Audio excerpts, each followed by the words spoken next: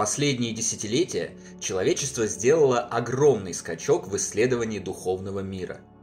Благодаря таким ученым-исследователям смерти и жизни после смерти, как Элизабет Кюблер-Росс, Реймонд Моуди, Брюс Грейсон, Кеннет Ринг, Майкл Сабом, Эбен Александр, Всеволод Запорожец, Джеффри Лонг, Пим Ван Ломмель и другим, миллионы людей смогли убедиться в том, что наша жизнь не ограничена кратким существованием в привычном физическом теле. У каждого живущего на Земле есть душа, которая может действовать автономно, независимо от тела. Есть и потусторонний, духовный мир, куда мы все уходим, когда настанет наш час расставаться с материальным костюмом из плоти и крови, где воссоединяемся с ранее покинувшими нас родными и близкими и продолжаем наш совместный путь уже в другом измерении. Тем не менее, большинство все еще остается в неведении. Скептицизм и заблуждение академической науки, препятствующие распространению истинного знания, по-прежнему сильны.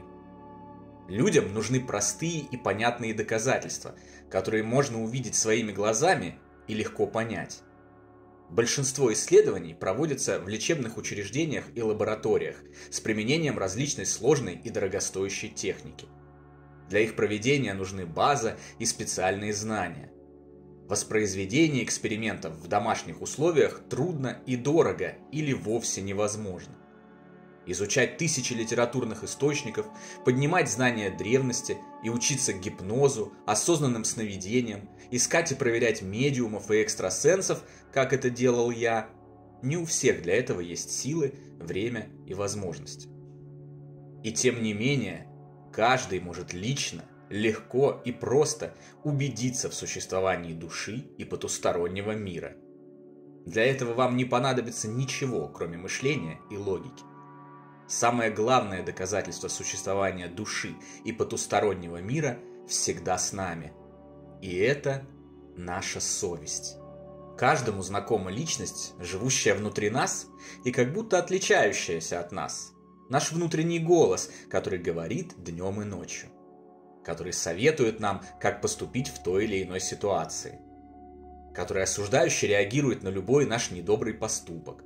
Который отговаривает от совершения преступлений, актов жестокости и насилия.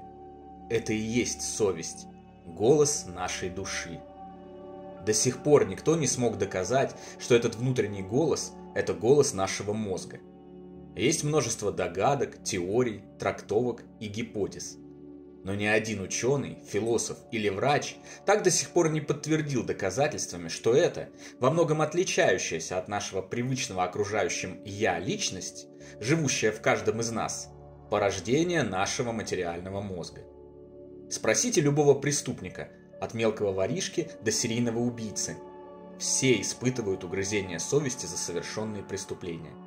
Даже если кто-то будет утверждать обратное, в доверительной беседе с родными и близкими рано или поздно он все равно сознается, что слышит внутренние упреки за содеянное и попытки совести уговорить его не повторять плохих поступков в будущем.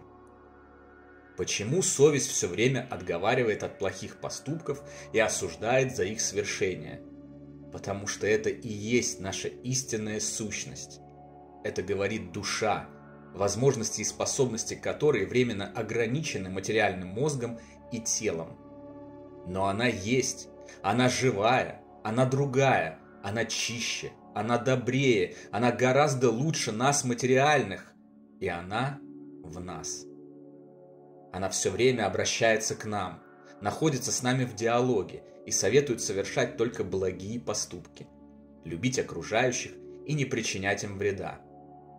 Иногда она может даже громко кричать, но многие из нас закрываются от нее и предпочитают не слышать. Совершают зло и потом мучаются и раскаиваются под грузом доводов, приводимых совестью о том, что так поступать не следовало. Все мы дети одного Бога, Бога любви и добра. Наши души лишены зла. Они всегда исходят только из благих намерений, любви, добра и прощения. Зло, насилие, жестокость – все это порождение земного материального мозга, физического мира, в котором мы проходим испытания и искушения, Проверяем себя на прочность и способность оставаться добрыми, несмотря ни на что. Поэтому любой может лично убедиться в существовании души, действующей автономно от тела из плоти и крови.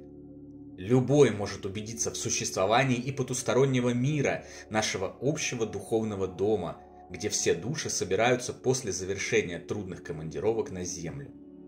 Для этого нужно всего лишь остаться наедине с собой и прислушаться к своему внутреннему голосу.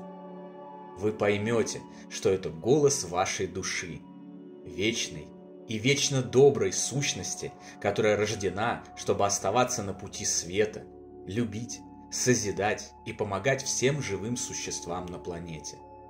И если каждый из нас возьмет за правило все время прислушиваться к этому голосу, который никогда не врет и не советует плохого, то мир очень быстро изменится к лучшему и станет местом гораздо более приятным, радостным и красочным, чем тот мрачный кусок скалы с множеством злых людей, отвратительно поступающих друг с другом, на котором мы существуем сегодня.